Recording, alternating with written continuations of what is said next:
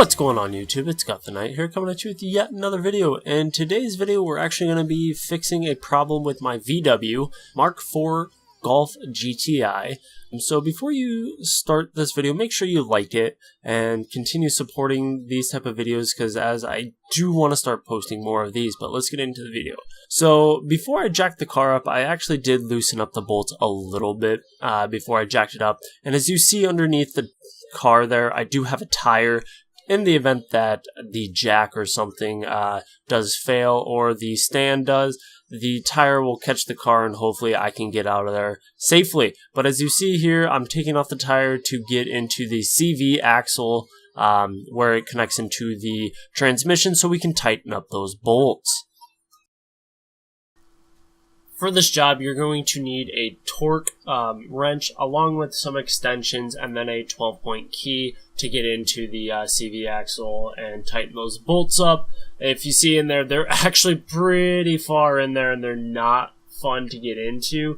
I have about a foot extension, I'd say, maybe a little bit more to get up in there. And then all I do to, instead of putting the car in gear and having to tighten one bolt, get inside the car, do it again, I actually just put a screwdriver between the caliper carrier and inside the disc to keep it from moving. I know that's not the best thing to do, but it works. And honestly, if you see these rotors are rusty as hell, I haven't touched this car in about a month, and that kind of breaks my heart, as I do love this vehicle.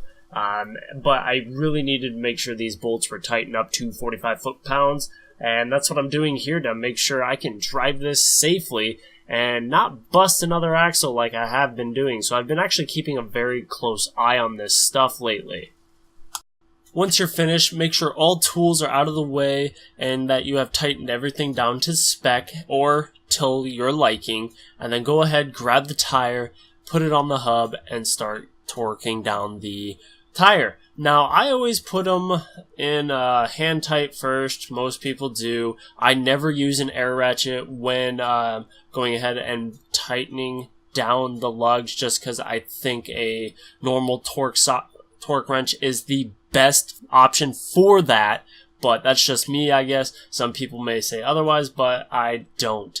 And then once everything's torqued down properly, you can make sure everything's cleaned up, all tools are accounted for, and go for a drive. Make sure everything is working properly.